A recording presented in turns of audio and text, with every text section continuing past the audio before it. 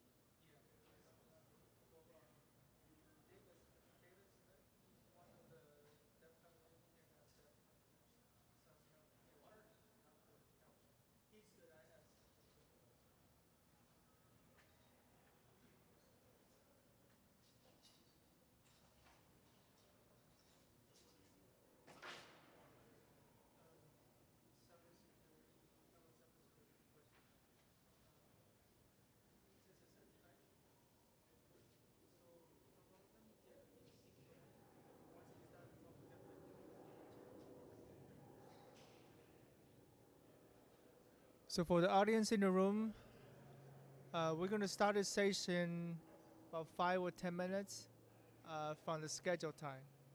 Want to make sure all the audience get the benefit of this talk. And thank you for being patient.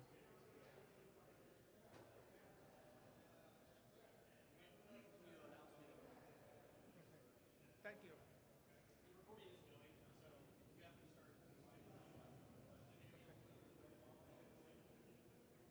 You live in Maryland? Yeah. Oh, where? Rockville. Rockville, okay. Yeah, I live in Fulton. Fulton? Yeah. You know where that is? It's like near, it's a little bit south of Sounds Columbia. familiar, yeah. Yeah, it's like 10, 15 minutes from Columbia. Oh, yeah.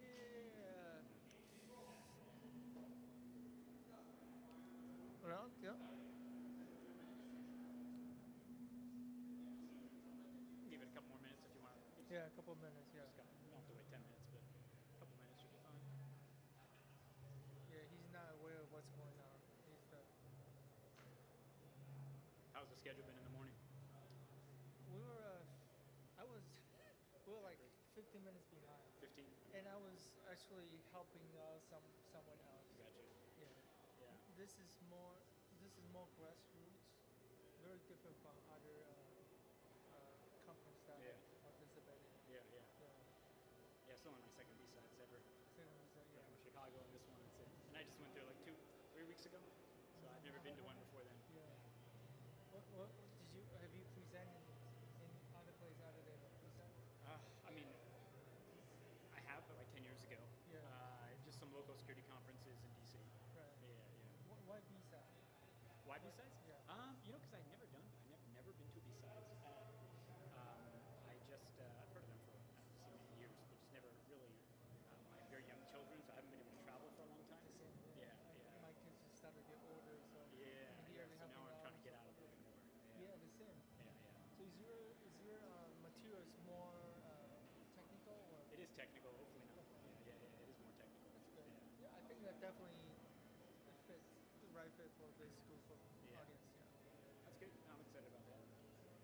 This setup is so strange to me. I've never done it before. Oh, tell me about it.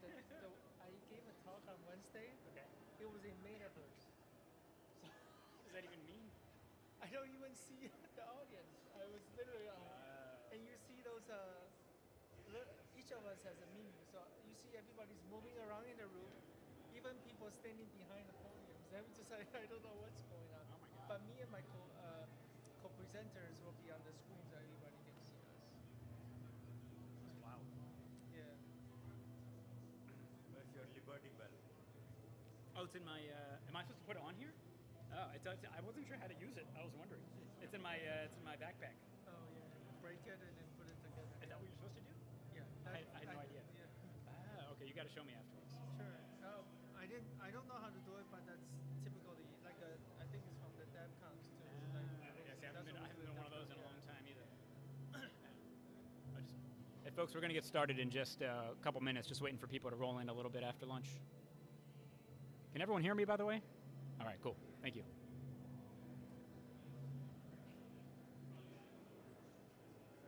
3 minutes, 5 minutes, Yeah, let's do like 2, 3 minutes. Is 3 fine. minutes. Okay. So if you don't have the stage monitor, you have no clue whether we can. I know. Yeah. Yeah, It's very yeah, strange. absolutely no clue. It's cool though. I saw it on the website that you guys were using this stuff, and I'd never heard of it. I Googled it, and I was like, why are they doing this? Now it makes sense Yeah, because the acoustics in the room. Yeah. They put that track on our. And I would have to yell so loud for anyone to hear me, so it's kind of nice not to have to yell. I have to apologize. Could you pronounce your name for Yeah, me? Anuj. Anuj. Yes. Thank you for asking. Anuj Soni. Anuj or Anuj, any of those. Anuj.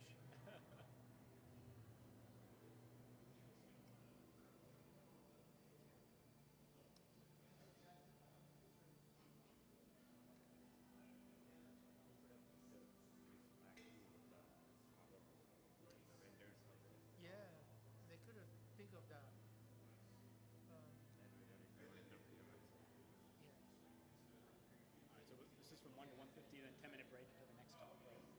I think so. The next talk's at 2 yes. o'clock. All right. Should I get started? Okay, yeah. I hope you all have wonderful lunch break. My name is Angus Chen. I'm your track 1 host. Our next speaker is Anuj Soni. His topic is the power and perils of binary emulation for malware analysis. Let's give him a round of applause. I'm gonna put the. Not gonna have any chance of hearing me without the headphones. All right, there we go. It's time. What's that? Okay. Thank you. All right, everyone, and welcome back from lunch. Welcome to your upcoming food coma. My name is Anuj Soni. I'm a principal threat researcher at BlackBerry. Really excited to be here. This is my first BSidesPhilly conference, only my second BSides ever. I'm actually local to this area. I live in Bucks County, just a bit north of the city, so happy to come home. A couple things I want to get out of the way before I get into the actual material. First, yes, BlackBerry still exists. Can't tell you how many times I'm asked that question after I tell someone I work there, as if I might be making it up. But BlackBerry does still exist. No, I do not use a BlackBerry phone, nor has anyone ever tried to force me to use a BlackBerry phone. Although I recently did acquire this beauty right here from my office. It's a disassembled BlackBerry Curve 9300. So after years of working at BlackBerry and getting tired of people asking me the question, I figured if I don't use one, I might as well still have one. So got this off of Etsy, which is pretty nice. I'm a malware reverse engineer at BlackBerry, and formerly I was at Cylance. Anyone ever heard of Cylance before? So they're an AV company. They got acquired by BlackBerry a few years ago, so hence I now work for BlackBerry. But I spend my days analyzing malware, which of course is the focus of the topic here today. I help understand detections based on our products and also support incident response. I'm also a SANS instructor and author. I co-author the SANS Reverse Engineering Malware courses, author the Advanced Code Analysis class that came out a couple years ago. And I recently started creating YouTube videos. I only got like 5 or 6 up there. They are a lot more work than I thought to create and publish. But if you want to check them out, they of course focus on malware analysis topics, or at the very least, just search for my name and you can see silly photos of me pointing to random things, because that's what people do in YouTube thumbnails. And finally, even though I was from this area, I live in Maryland right now with my wife and 3 young daughters. And as much as my wife and I tried to escape pink and unicorns, they did find us.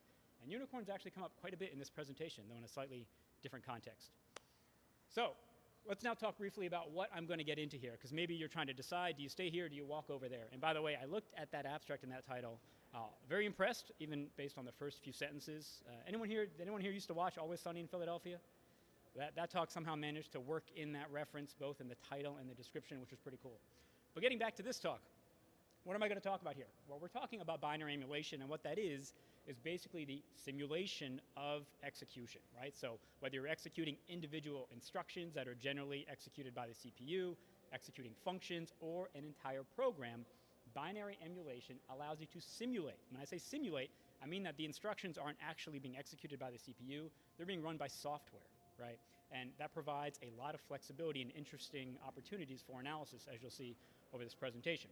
Now, why are we doing this? Well, as a malware reverse engineer, I spend the vast majority of my time focused on deobfuscation, right? So these days, the hard part about malware analysis, once you've been doing it for a little while, is not necessarily just understanding functionality. It's getting to the point where you can even read what that functionality is. Most strings, for example, embedded in malware these days are obfuscated or encrypted. Configuration data is generally going to be encrypted. Next stage executable content, whether you're talking about shellcode or additional executables that might be pulled down from the internet or embedded into the actual program, all of those are generally going to be encoded or encrypted as well. So anything that speeds up that process allows us to overcome that complexity of understanding algorithms, and most importantly, allows us to scale, is something that as a malware analyst you want to dig into, which is why I chose this research topic. Now, how are we going to do this? Well, we're going to look at it in the context of several frameworks that have been available for quite a while and that are very helpful towards getting started with emulation for malware analysis. So Unicorn, right, is one of the most popular frameworks. It is really the foundation for all the other frameworks you see listed here, such as Mandy and Speakeasy, or the Killing framework, or Dumpulator. I'm going to touch on all of these briefly, but we're going to focus specifically on both Unicorn, because it is the foundation for all the other frameworks, and the Killing framework. Now, just some malware analysis warnings here, right? Some trigger warnings for what is to come. There will be some code here, right? So there's going to be some Python. There's going to be some assembly as well, x86, S64. My disassembler of choice when I perform reverse engineering of malware is Ghidra, okay? Anyone here use Ghidra or ever use Ghidra? Okay, we got a few people, a few takers, all right. So just want to make clear that I don't expect you, if you don't have a background in malware analysis, to understand everything that's on my screen. My hope is that at the end of the presentation, at a bare minimum, it piques your interest. I also want to say that if you're interested in any of the code or any of the samples I discussed, just shoot me an email. I'll send you, or I'll give you actually, my email address at the end of the presentation. Just take a picture of it, shoot me an email, put B-Sides in the subject, and I'm happy to send you a zip file full of malware. Well, there's going to be scripts in there as well. But bottom line is all the stuff that you see referenced here, right? Again, I can't show like 100 lines of code on my slide. I'm going to show you excerpts of it, but all the material will be in the file I send you if you're interested. By the way, anyone here actually done malware analysis before? I know some people raise their hand for Ghidra, so maybe other people have touched it? Okay. So I'll do my best, as we go through here to like touch on some of the basics. Of course, not enough time to do all of that, but just understand that even if you don't get all the lines of code on the screen, I want you to just try to hook on to the overall flow, the mindset, and hopefully that piques your interest enough to take a look at these samples, run some of the code that I can provide you with, and see what some of the benefits are. So let me give you kind of a preview on where we're going with this. So what I have on the screen is disassembled content from a piece of malware. This is an ELF binary, so it targets Linux, and so it's an ELF file.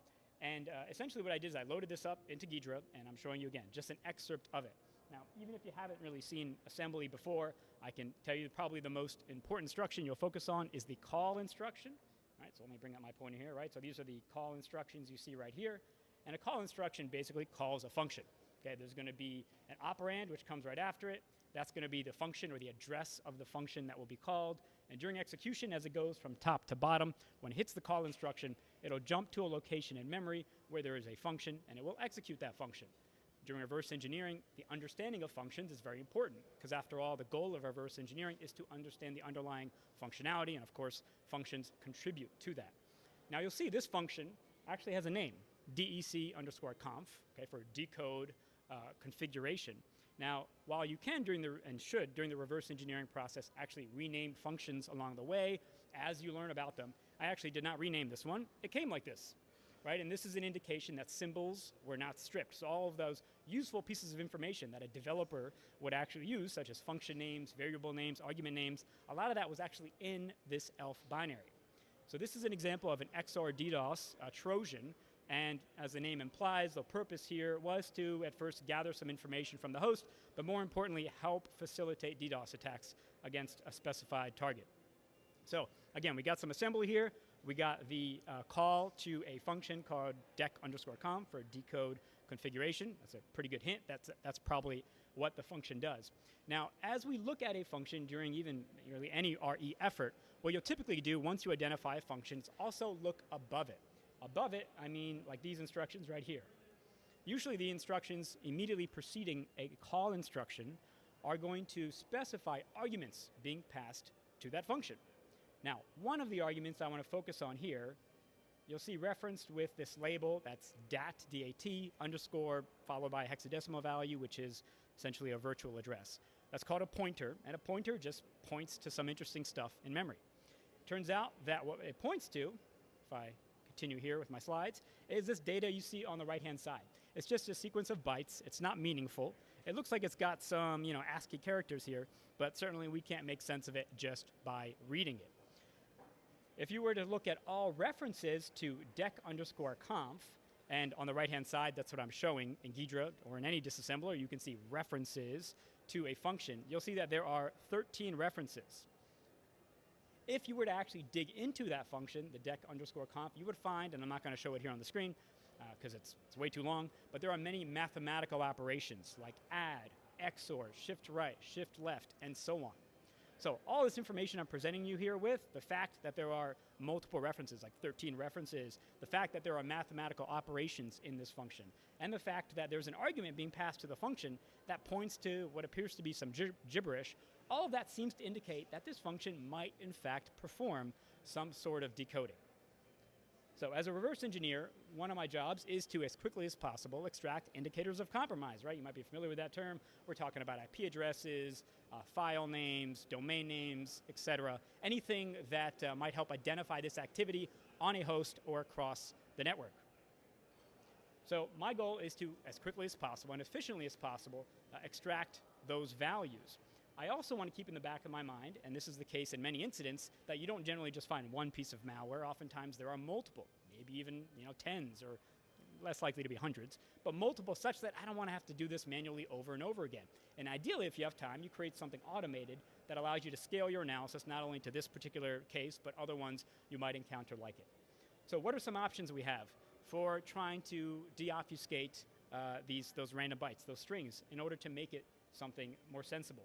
Well, one option is to, given that this is an ELF binary, go ahead and execute it in Linux and just take a look at memory, right? That's probably the quickest approach, but arguably not very precise, because when you execute it in memory, well, first off, I gotta hope it doesn't terminate immediately, because if it terminates, then the strings in memory aren't gonna be there anymore, or at least not in a way that I can easily probe. But even if they are in memory, it's hard to know what strings in memory correlate with those obfuscated strings, okay? So there's some challenges there. I could debug it with GDB. Again, I'd have to go to a Linux machine and actually use GDB to debug it, set the appropriate breakpoints. One challenge there is that when you execute any program, you're basically exploring one path of execution, right? Now, maybe that path of execution is the interesting one, maybe it's not. But most programs have multiple decision points throughout the execution of that program, and who's to know if you're hitting all of those decision points correctly, right? Maybe the malware has detected that it is within a VM, and it's going to operate differently. So again, not very precise. And I also want to say up front that I do 99% of my job involves looking at Windows malware, and so I do most of my malware analysis in Windows. So when someone gives me an ELF binary, I get a little nervous. When someone gives me a Mako binary, I'm likely to just have a sudden urgent call from my wife, and you'll probably never see me again. So I like to stay within my Windows VM as much as possible, and emulation does allow me to do that, as you'll see here in a moment. Now, another possibility is to write a Python script, right? Maybe you're really good at writing Python. You can do that here, and it would work, but there are certain things you need to investigate that might take some time. First of all, you got to figure out where all of those obfuscated strings are in the binary and programmatically find those, right? So you're going to have to create some sort of approach to actually doing that programmatically. Also, you're going to have to possibly implement an algorithm. Now, I didn't get into the actual algorithm used by this function that does the decoding, but that could be pretty complicated.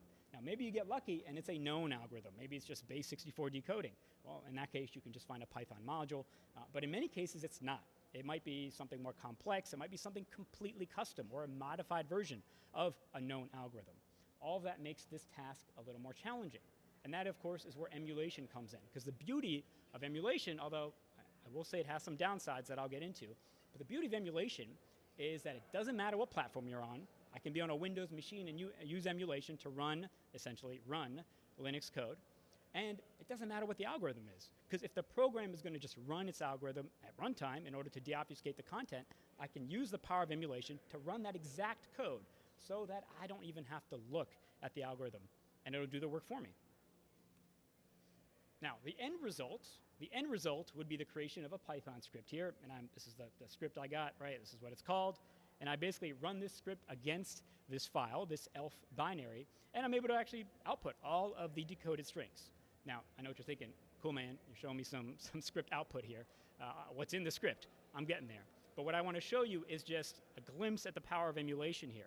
I ran this on a Windows machine, okay? I ran this elf code on a Windows machine. I emulated on a Windows machine, and I didn't even look at the actual decoding algorithm. I didn't have to touch any of those mathematical operations. I just used the code built into the program to perform the deobfuscation. So, what are the caveats with emulations? There are a lot of them. So you are in an emulated environment, which means it's not the real environment of the operating system, and so there are some limitations. When you emulate code, you don't necessarily have access to all of the file system objects or the operating system resources. You'll see what that looks like, how it manifests when you actually, or when I show you some more examples here. Performance is definitely slower, right? It's definitely slower than running it natively on the operating system. Also, prior manual analysis is required. Although you can create a sandbox with one of these emulator frameworks, the way I'm going to show you here to kind of probe specific instructions and functions, right? You can't just run a program and expect it to work.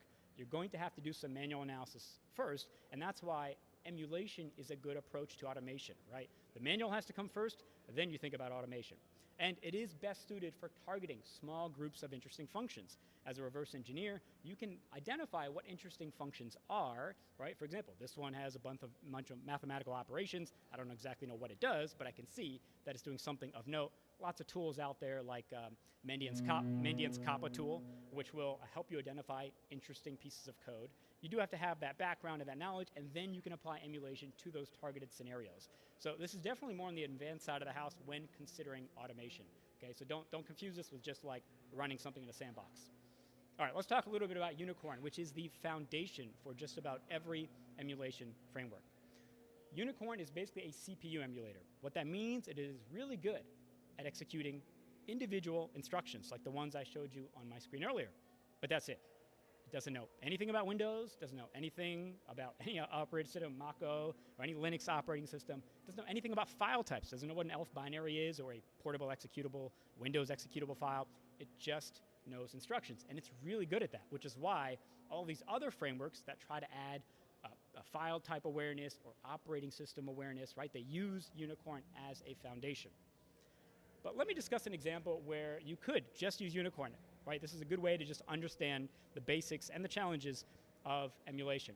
So you might be familiar with perhaps the idea that in October, there was a story, right? The FBI took down Quackbot, and I'm using air quotes there because usually those types of activities are important, right? But they're usually temporary, right? Now, there's already some reporting that the infrastructure is quite alive and well. Well, if you read up on the story, if perhaps you heard about it, you might know that the FBI actually deployed code to machines infected with Quackbot. And not only did they deploy the code, they provided the code to the public, which is pretty cool. So not really malware, I guess, because it's us. I guess that makes it okay. But it does use a lot of malware analysis techniques. So I took a look at this shellcode. I actually did a deep dive into it in one of my YouTube videos that you can check out if you like. I'm just going to talk about it here from the perspective of emulating some of that code, but more information in that YouTube video if you like it. So what I'm showing you here is a screenshot of some of that code. And by the way, that was shellcode. They deployed shellcode. So it's not a Windows executable. It did target Windows systems, but it doesn't have a nice header. It doesn't have all that nice information that allows you to just double click on it. Well, upon loading the shellcode into Ghidra, one excerpt of code I'm showing you here simply shows a bunch of move instructions, right? And hopefully in the back you can see, right, it's just a ton of move instructions. Now, as a malware analyst, when you see a lot of move instructions like this, that is usually interesting. And if you look on the right-hand side where you see the operands or the values the move instruction is working with, you'll see a lot of these hexadecimal values. Okay? Now you might think, okay, maybe those are strings or something, and maybe they are. You can start reinterpreting some of those values, and you would find that they actually represent characters, ASCII characters. This is a pretty basic obfuscation technique called stack strings, because most malware analysts, even the most junior of them, one of the first things they'll do is run the strings utility against a sample in order to see what sort of strings are embedded. And a lot of times, even today, you get some helpful insight. You might be lucky enough to see IP addresses, domain names, registry keys, etc. One way malware authors, or in this case the FBI, obfuscates that information is via stack strings, which is using these move instructions to dynamically create strings at runtime. So as each of these instructions is executed, it'll actually start putting together and building a string that will be used later on in execution. So one approach you might think of to trying to figure out what is this stack string is you could manually kind of extract all these hexadecimal values. Obviously, that is very, very manual. If this was a Windows executable, you could quite easily load this up into a debugger, get to this point in the code, and literally step over each instruction. This is shellcode, however, and so it takes a little bit more work. You got to use a utility like shellcode.exe in order to convert it to a .exe. Or there's other tools out there like runsc, which will basically inject shellcode into memory, allowing you to actually analyze it. But I'm going to obviously show you how to solve this problem using emulation. So what I have here are basically some cells from a Jupyter Notebook. Anyone here use Jupyter Notebook? Yeah, a few people, pretty awesome.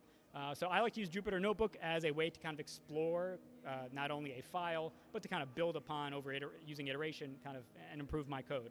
So again, don't expect you to understand each and every line here in just a minute or two, but let me highlight some of the important parts of this code. So we begin here by just doing some imports. Okay, so we got some imports at the top, which have to do with Unicorn. Then I basically have to insert my shellcode. So these are the opcodes, and if I go back here, these are the opcodes that you see on the left-hand side here in the middle. Okay, so these are all opcodes, and on the right-hand side is the representation of those opcodes as instructions. So what I basically did is I just copied, right? I just copied, right-click copy in Ghidra, and took all of those bytes that have to do with these operations that I think are building a string. And I placed those right here into this SC variable. I then initialized the emulator framework, Unicorn. You have to specify the platform and the architecture. That's all this does right here, and this is a 32-bit sample. And then, and this is not the end, right? There's a couple slides like this, I have to start creating the right environment to execute this code. Okay, now what you're seeing here is thankfully what a lot of these frameworks take care of for you, but I'm just starting off at the foundation, which is Unicorn.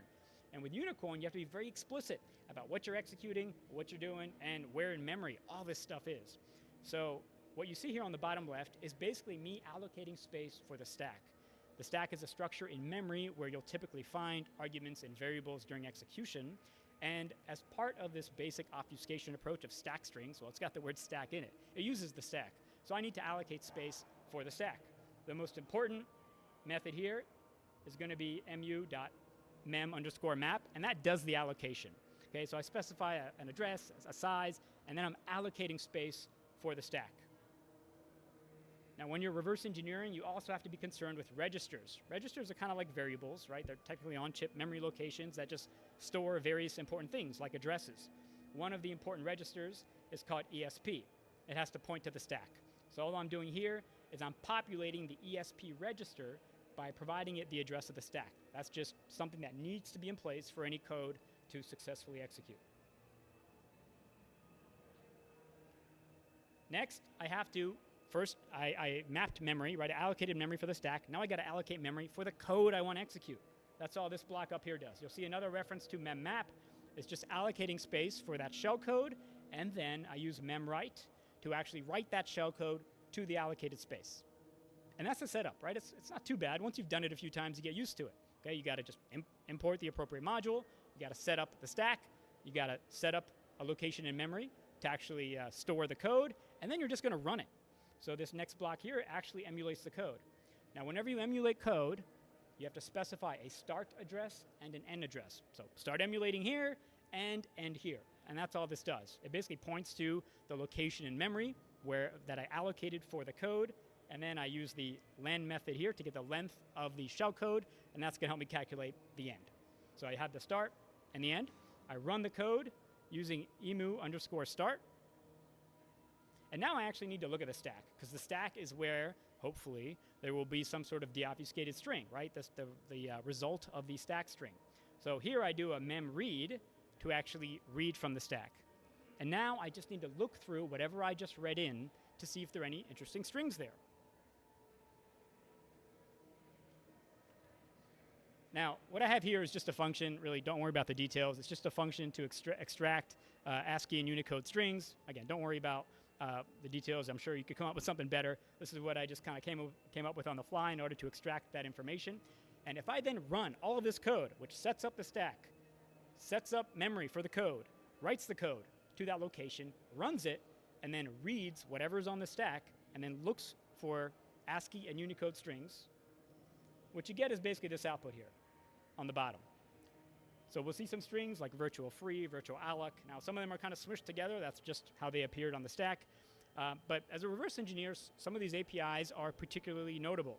Virtual alloc is one I always focus on because it's used to allocate memory. And whenever a suspicious executable is allocating memory, always ask yourself why, right? Is it for some next stage executable content, right? Is it going to unpack something or deobfuscate something at runtime? Is it going to play shellcode there? Is it about to download something? If it's allocating memory, there's going to be a good reason, and so that's something I usually focus on. And also virtual protect, which will also come up later on in this presentation. Virtual alloc is used to allocate memory. Virtual protect is used to update the permissions on a segment in memory, right? And so when updating permissions occurs during the execution of something suspicious, oftentimes that's to make it executable. And anything that's executable for a reverse engineer is something you want to dig into. So bottom line, this is one approach to using just Unicorn, which again is just a CPU emulator. It can only execute CPUs, no OS awareness, no file type awareness. I extracted the shellcode from the FBI's Quackbot takedown code. I just put it into my Jupyter notebook, and of course you could replace that Jupyter notebook now with any code you like, and it just ran it. And then it took a look at the stack and extracted Unicode and ASCII strings, and that's how we got these deobfuscated stack strings.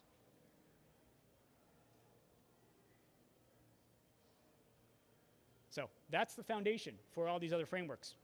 I'm going to touch on killing in particular, but let me just briefly discuss the other frameworks that are out there, and there are a few others beyond these, but these are the most popular. So Mandiant Speakeasy is a pretty well-known framework. Anyone used this before? So this is a really nice one because not only is it a Python library, but it comes with a standalone tool. So let's say, for example, like in the case of the FBI scenario, you just have some shellcode. The command line tool that Speakeasy comes with, you can actually just provide it on the command line with a pointer to your shellcode, and it'll just really do all the heavy lifting of emulating the execution and actually provide you with a trace of any APIs, any functions that have been called. So that is pretty nice. But it does only target Windows, and for this presentation and this research, I wanted to use something a bit more versatile. Again, a very good tool. Check it out, but that's not what I wanted to go with for this research. Dumpulator is another one.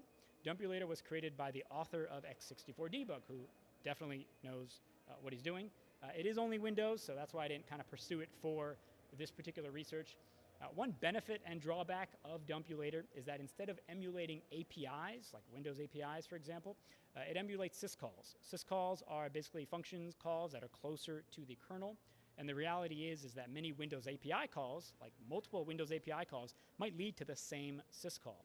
So by taking this approach and focusing on emulating syscalls instead of Windows API calls, the author hoped to just decrease the number of APIs or the number of functions that had to be basically implemented. All right, so that is a benefit. The drawback is syscalls are a little bit harder to implement, and there's very little documentation on them. Microsoft doesn't really want you learning about syscalls, so a lot of it's like third-party documentation, not ideal.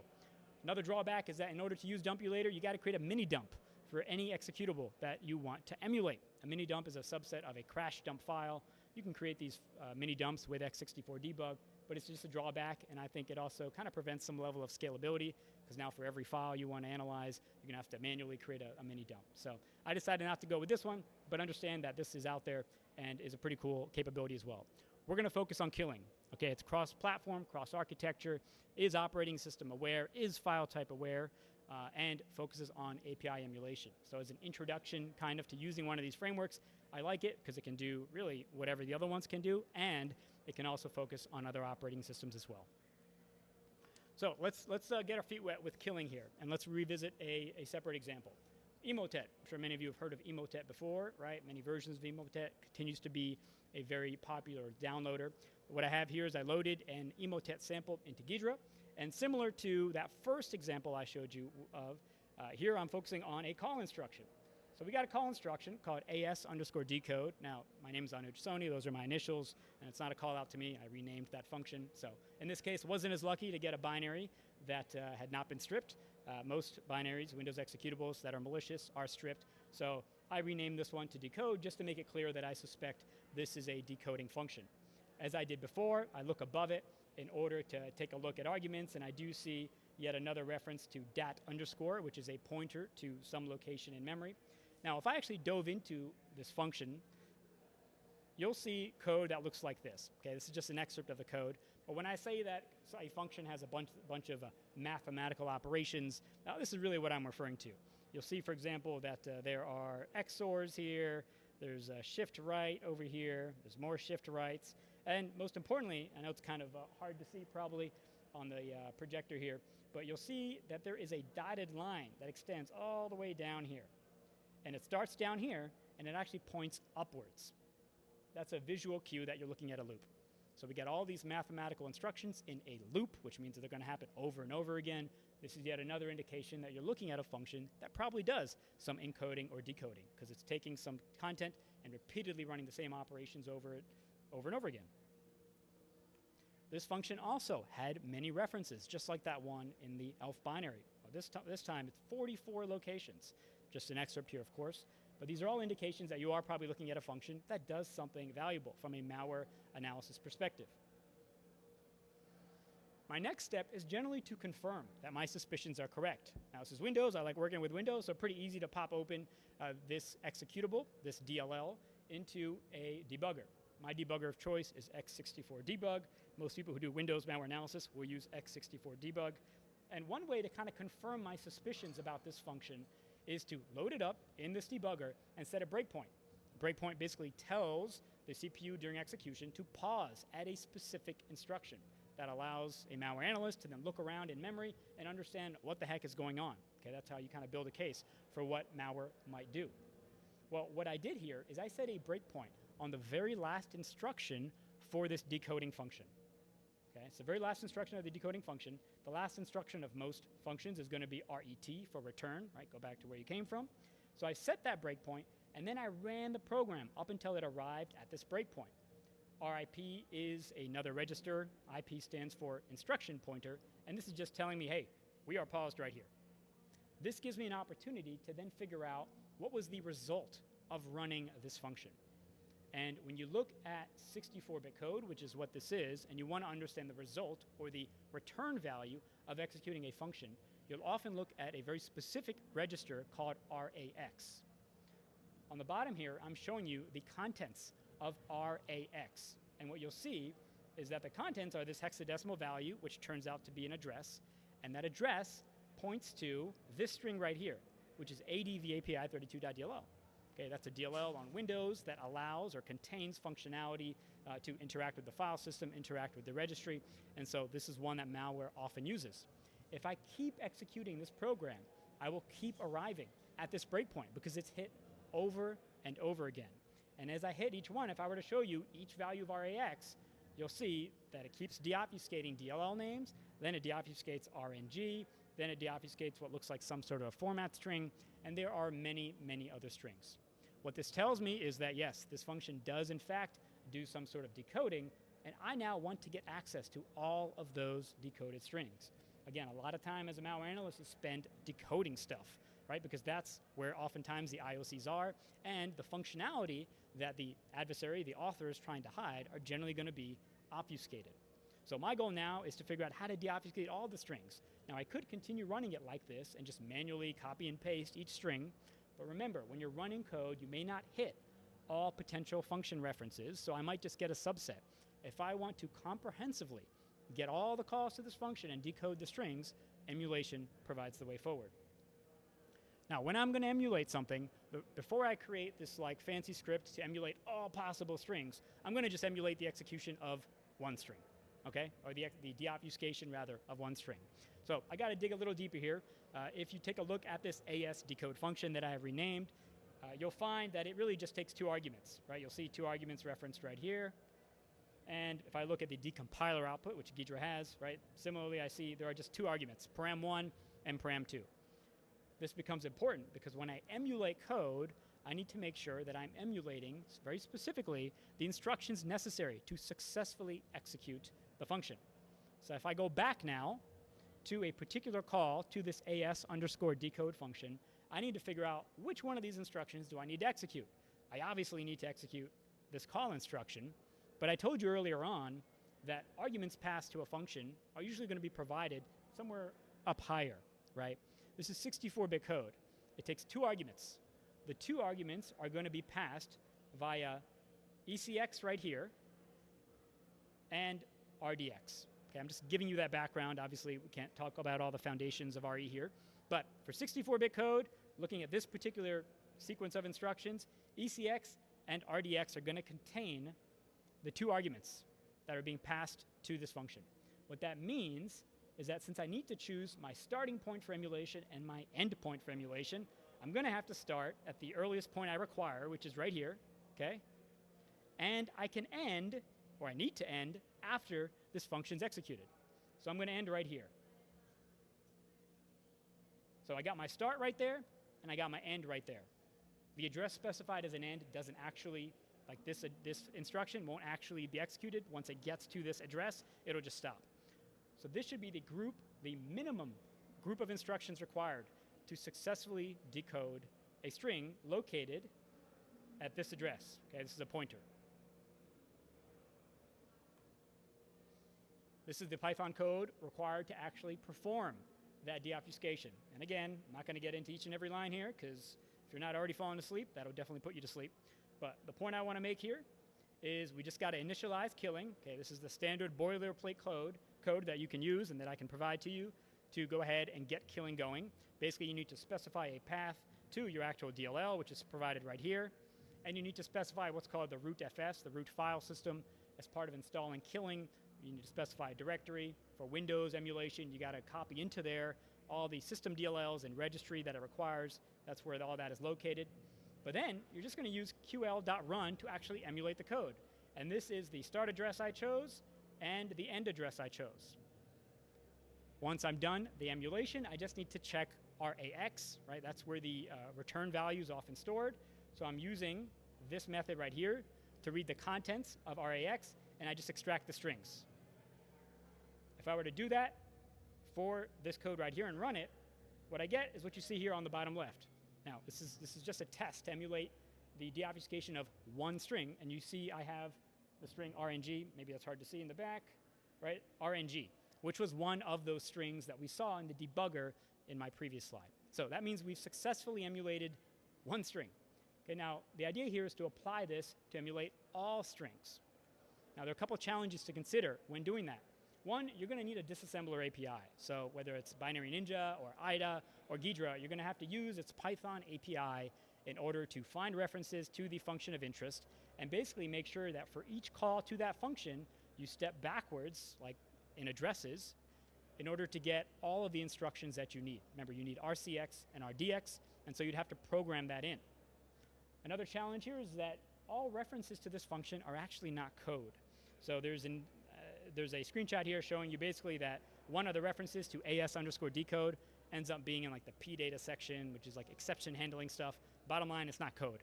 And so you need to kind of consider some of these cases. Also, when I tried to start emulating other strings, in some cases, like this one right here, which is a reference to a registry location often used for persistence, it didn't actually extract the string properly. And this has to do with like basically handling Unicode strings. So that's something else I had to incorporate into a larger script. Now, other issues I had to address here, there was one case where rather than passing that DAT location, which is a pointer to a string to deobfuscate, the reference instead was to RCX. And the point here is that basically this function that was calling the decoding function actually had passed to it by an argument the pointer to the obfuscated string. It just made it a little bit more complicated, and I had to go one step further backwards in references in order to collect all of the instructions necessary to execute this successfully. Now, if you're asking yourself right now, wow, this seems like a lot of work. Why would I do this? This is certainly not something you would do for every sample you analyze, okay? As I mentioned earlier, this helps tackle situations where the algorithm is sufficiently complex and custom such that it would take less time to do this versus actually implementing an algorithm, which can sometimes take quite a bit of resources, okay? So I eventually did go on to create a script. This is just an excerpt of that script. Like I've mentioned a few times, I can provide you with the full script. I use the Ghidra API for this, and I'm not going to walk through all the code here, but basically, I hard-coded the address of the decoding function, and then I found references to that function, and in every case, I noticed that whenever there was a reference to the function, if I basically stepped backwards, like 4 instructions, that would be a good starting point, and then I simply have to execute all instructions until the actual decoding function, and that worked just fine. Now, if you're also saying, hey, you hard-coded the address of the decoding function, that's pretty weak and unscalable because even a similar piece of malware would have that has a similar function might be located at a separate address. Well, this is where Yara can be helpful. So while I'm not going to talk about it in this presentation, you can create a Yara rule for the decoding function of interest and then use Yara Python to identify that function and then incorporate that into your emulation script so that it is more scalable to variants of this malware. What you see up here is a command line where I basically used Ghidra. Thank you. I used Ghidra's headless analyzer, which allows me to run scripts against a file loaded into Ghidra without actually using the GUI. I'm not going to talk about it because maybe you use Ghidra, maybe you don't. I don't want to focus so much on Ghidra in particular. But upon running the Python script called emotet decode strings here against this DLL, I was able to then decode all of the strings, of which this is an excerpt, and you'll see references to some of the strings that we saw in decoding as well. Okay, so this is a good option when, again, the algorithm is sufficiently complicated and you're trying to scale this across multiple samples. A couple other challenges I want to mention. I know we're only 5 minutes away from our end time here. I talked about XOR DDoS before, and you already saw this output I created as a result of using emulation to deobfuscate configuration information. Well, there was some challenges I hit along the way there as well. This is some code I used to initially test the emulation and deobfuscation of one string. And when I tried to run this, Unicorn gave me an error that said invalid memory write. Wasn't quite sure why this happened, but remember that when you're using any of these frameworks, right, it is dependent on an appropriate environment being set up in memory. Now, generally, things are taken care of for you. You don't have to worry about Unicorn when you're using a framework like Killing, but this was an indication that something went wrong with regards to what was happening in memory. And what I figured out by just doing some debugging in a Python interactive shell was that EBP, which is another very important register during the execution of any function, for some reason it was pre-populated with a value of 0, which wasn't going to work, right? So this thing should normally point to the stack, just like ESP. So when I finally discovered what this issue was, I then incorporated into my code right here some code to basically populate the value of EBP, and I simply populated it with the value of ESP, okay, which is common to reverse engineering an x86, a 32-bit program in Windows. Okay, so just an example of an issue you might encounter, and then you have to overcome it. Also keep in mind that once you hit one of these issues, or you implement a script that uses Killing, you can generally reuse that code over and over again with small tweaks for other samples, right? So it seems like a heavy lift, certainly it is to do it once, but as you do it over and over again, you'll see that it becomes a lot easier. And finally, just I want to breeze through kind of these last slides. I didn't anticipate necessarily getting through all of these, but wanted to just touch on them so that you can see kind of how you can start to think about tackling other common reverse engineering tasks. So another task besides deobfuscating strings is to deobfuscate next stage executable payloads. So I have a file here called bacon.exe, which is a stageless Cobalt Strike loader. And what that means, you might have heard of Cobalt Strike before, popular red team tool. What that means is upon execution, it's going to unravel in memory a second stage executable binary. That's called the beacon. That's the ultimate payload of Cobalt Strike that gives an attacker command and control over the victim machine. And so that's essentially what this was. Now, if you look at the imports or the dependencies of this executable, you'll see a reference to virtual protect. I mentioned that earlier. Virtual protect changes the permissions of a section in memory. And if you read about virtual protect on Microsoft.com, it takes 4 arguments. One of the most important arguments is the first one, which points to the region in memory whose permissions are about to be changed. as a reverse engineer, whenever I see virtual protect being called, and specifically if permissions are being updated to be executable, I'm going to want to pay attention. If you were to debug bacon.exe in, well, a debugger, and you set a breakpoint on virtual protect, okay, breakpoint again tells the CPU to pause, you would eventually arrive there for bacon.exe, and if you took a look at the first argument, which specifies the address in memory where it's changing permissions, you would have to go to this RCX value right here, and using a debugger, you can just dump this address down. In other words, show me what is located at that location in memory. You would find there to be a 485A. Anyone know what 485A is, or MZ? Yeah. Windows executable. Windows executable, right? So we've now found the underlying Windows executable in a debugger. If I want to automate this with killing, I can do so, because killing provides me the ability to hook functions or intercept functions. And it does so by basically using this method right here, okay? So we are pretty much hitting the end of the talk here. So I'm basically going to say and mention that these remaining slides talk about how you can use this set API method in order to basically say, hey, whenever virtual protect is called, go ahead and execute a function that I define called hook VP. And what I eventually do here is I implement this hook VP function, and that hook VP function is going to essentially take that address, that first argument to virtual protect, and it's going to just write the contents of memory located at that location. And this allows me to create basically an automatic unpacker for Cobalt Strike stageless binaries without worrying at all about the actual algorithm. Okay, just focused on the fact that virtual protect points to the deobfuscated next stage payload in memory. I can use emulation combined with its hooking capabilities in order to go ahead and dump that down. And if I jump forward, right, there's some more content here, but here at the end, I actually run the entire script, and I'm able to actually dump that Cobalt Strike beacon down to disk. All right, so that's basically it. Closing thoughts, emulation is a powerful option. Again, when you are encountering complexity in an algorithm or you want to facilitate scalability, it works, but as you can see, definitely not easy. Lots of frameworks to choose from. Killing, I think, is very promising, especially given its multi-platform, multi-architecture nature. And just keep in mind that although this is a heavy lift if you haven't done it before, each emulation script you get, you can usually utilize portions of that code in future efforts. And finally, clearly unicorns aren't just for kids. All right, that is my contact info. Feel free to take a snapshot if you want to reach out to get all the materials, the scripts, and the samples. Happy to give those to you. And of course, I'll give you the slides as well. But thanks for joining me here for these 50 minutes. If you have any questions, I'll be off on the side. Feel free to chat. Thank you.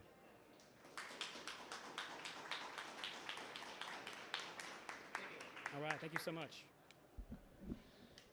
All right, real quick announcement on merch. If you want t-shirts, badge components, stickers, or other miscellaneous sundry, we have a table set up in the corner of the chill out area in the other room. Stop by there, pick up some good stuff. Thank you. Do you mind sending it to me? I can give you my number. That's exactly Oh, very cool. Yes. I love it. I love that one too. Yeah, thank you. Yeah, if you don't So mind sending for those all to me. different angles, yes. Yeah, How will you get those to me? You want to? I give you my number. Yes. Oh, email my number. Yeah, sure. I really appreciate you taking those. No problem. Yeah, sure. I can type it in. I play different roles at the. I play different roles at conference, so I know like. Yeah, that's really because when I went to B-Sides Chicago, I felt kind of sad. I wasn't able to tell anyone to take a photo of me, so there was no record. I always put photos on the LinkedIn.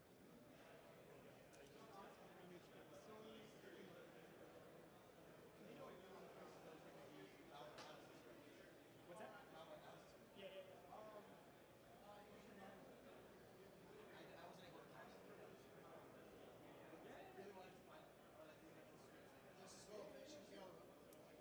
Angus Chen, pleasure to meet you. Thank you. Where is Joshua? Joshua Blake here? No, nope. I am the. Joshua Blank is incumbent. Okay. Okay. He's our student. Okay. Yep. Let me know if you need anything. Yeah, as long as this loads up.